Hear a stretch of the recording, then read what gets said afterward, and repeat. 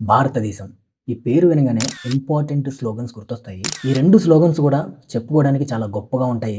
చాలా బ్రాడ్ మైండెడ్‌తో ఆలోచించాలి. మన దేశంలో ఉన్న రాజకీయాలు నడుస్తున్నాయి. అలాంటి వాళ్ళందరూ ఈ కాలగర్భంలో కలిసిపోయారు. అయ్యప్ప మాలలో ఉంటే దర్గాకి వెళ్ళొచ్చా? వెళ్ళకూడదా? మన ఆచారాలనే తక్కువ చేశారు గదా! అండర్ కరెంట్‌గా ఒక జిహాద్ లాగా బిహేవ్ చేస్తున్నారు. అలాగే ఈ ఇన్సిడెంట్ వల్ల నాకొక విషయం తెలిసింది.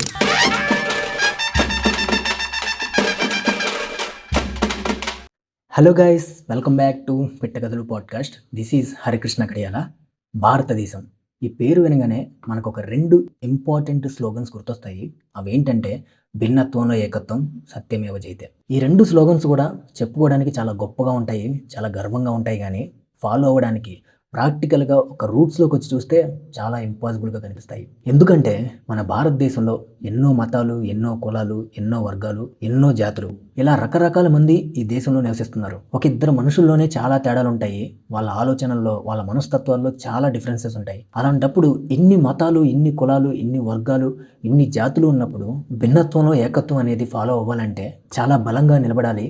చాలా బ్రాడ్ మైండెడ్‌తో ఆలోచించాలి. ఎందుకంటే ఈ కులాలు, మతాలు, వర్గాలు, జాతుల మీదే మన దేశంలో ఉన్న రాజకీయాలు నడుస్తున్నాయి. ఎన్నో జేఏసీలు, ఎన్నో అనుబంధ సంస్థలు నడుస్తున్నాయి. ఈ కులాలు, మతాల ప్రస్తావన లేని రాజకీయాలు చేయాలని, కులాలు, మతాలు లేని సమాజాన్ని నిర్మించాలి అని ఎంతోమంది రాజకీయ నాయకులు, ఎంతోమంది మేధావులు, ఎంతోమంది మానవతావాదులు ముందుకొచ్చారు. అలాంటి వాళ్ళందరూ ఈ కాలగర్భంలో కలిసిపోయారు.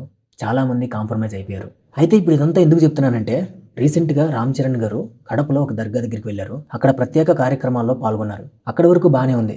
కానీ ఇక్కడ అసలైన మ్యాటర్ ఏంటంటే, రామ్ చరణ్ గారు ఇప్పుడు అయ్యప్ప మాలలో ఉన్నారు. అయ్యప్ప మాలలో ఉంటే దర్గాకి వెళ్ళొచ్చా? వెళ్ళకూడదా? అనే విషయం పక్కన పెడితే, అక్కడికి వెళ్ళిన రామ్ చరణ్ గారు మాట్లాడుతూ ఏం చెప్పారంటే, ప్రెజెంట్ రామ్ చరణ్ గారు ఒక కొత్త మూవీ చేస్తున్నారు. బుచ్చిబాబు సనా గారు డైరెక్షన్. దానికి ఏఆర్ రెహమాన్ గారు మ్యూజిక్ ఇస్తున్నారు. అయితే ఈ కడప దర్గాలో ప్రతి సంవత్సరం కూడా ఉరుసు ఆర్ సంథింగ్ అనే ఉత్సవాలు జరుగుతూ ఉంటాయి. దానికి ఏఆర్ రెహమాన్ గారు ప్రతి సంవత్సరం వెళ్తూ ఉంటారు. ఆయన వెళ్ళడమే కాదు, ఆయనతో పాటు ఆయనకి తెలిసిన వాళ్ళని కూడా తీసుకెళ్తూ ఉంటారు. ఆయనకి తెలిసిన బాగా పరిచయం ఉన్న పెద్ద పెద్ద సెలబ్రిటీని కూడా రమ్మని రిక్వెస్ట్ చేస్తూ ఉంటారు, ఇన్వైట్ చేస్తూ ఉంటారు. అలాగే ఈ సంవత్సరం ఉరుసు ఉత్సవాలకి రావాలని చెప్పి ఏఆర్ రెహమాన్ గారు రామ్ చరణ్ గారిని రిక్వెస్ట్ చేశారంట. దానికి రామ్ చరణ్ గారు ఏఆర్ రెహమాన్ గారితో ఉన్న ఫ్రెండ్షిప్‌కి కాదనలేక అక్కడికి వస్తాను అని చెప్పి మాట ఇచ్చారంట. సో ఆ మాట నిలబెట్టుకోవడానికి రామ్ చరణ్ గారు అక్కడికి వచ్చాను అని చెప్పారు. అయితే ఇక్కడి వరకు బానే ఉంది. కానీ రామ్ చరణ్ గారు అయ్యప్ప మాలలో ఉండి దర్గాకి వెళ్ళడం కరెక్టా కాదా అంటే, దీని గురించి ఒక్కొక్కరు ఒక్కొక్క విధంగా స్పందించారు. వాళ్ళలో ఫస్ట్ ఎవరంటే రామ్ చరణ్ గారి ఫ్యాన్స్. వాళ్ళైతే చాలా సపోర్ట్ చేస్తున్నారు రామ్ చరణ్ గారిని. అయ్యప్ప మాలలో ఉంటూ ఒక మతాన్ని ఫాలో అవుతూ ఇంకొక మతాన్ని కూడా సమానంగా గౌరవించారు అని చెప్పేసి, మతాలన్నీ ఒకటే, ప్రజలందరూ కలిసే ఉండాలి అని అందరిలో ఒక యూనిటీ తీసుకొచ్చేలాగా ఇన్స్పైర్ చేశారు. ఒక మెసేజ్ ఇచ్చారు.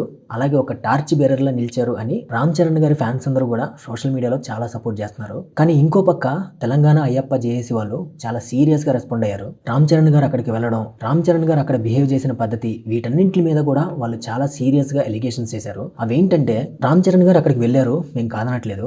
కానీ అక్కడికి వెళ్ళిన తర్వాత వాళ్ళ ఆచారాల ప్రకారం అయ్యప్ప బొట్టును తుడిపేసుకోవడం, అయ్యప్ప కండువాని తీసి చేతిలో పట్టుకోవడం, ఇలాంటివన్నీ చేశారు. వాళ్ళ ఆచారాల ప్రకారం మీరు అవన్నీ ఫాలో అయినప్పుడు, వాళ్ళ ఆచారాలను మీరు గౌరవించినప్పుడు, మన మతానికి సంబంధించిన పద్ధతుల్ని, సాంప్రదాయాల్ని, ఆచారాలను కూడా మీరు గౌరవించాలి కదా! వాళ్ళ మత ఆచారాలను గౌరవించారు. దానికి మేమేం అనట్లేదు.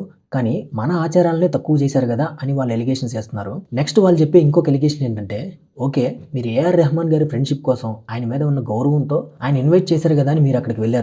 కానీ అదే ఫ్రెండ్షిప్‌తో మీరు ఏఆర్ రెహమాన్ గారిని అయ్యప్ప కొండకి లేదా తిరుమల కొండకి తీసుకురాగలరా అని కూడా వాళ్ళు క్వశ్చన్ చేస్తున్నారు. ఇదే కాదు, వాళ్ళు ఇంకొక సీరియస్ ఎలిగేషన్ కూడా వేశారు. అదేంటంటే, ఏఆర్ రెహమాన్ గారు అండర్ కరెంట్‌గా ఒక జిహాద్ లాగా బిహేవ్ చేస్తున్నారు అని కూడా చెప్పారు. ఫైనల్‌గా ఈ తెలంగాణ అయ్యప్ప జేఏసీ వాళ్ళు చెప్పిన కంక్లూజన్ ఏంటంటే, రామ్ చరణ్ గారు బయటకొచ్చి మీడియా పరంగా అయ్యప్ప స్వాములకి, అయ్యప్ప భక్తులందరికీ కూడా బాహాటంగా సారీ చెప్పాలి.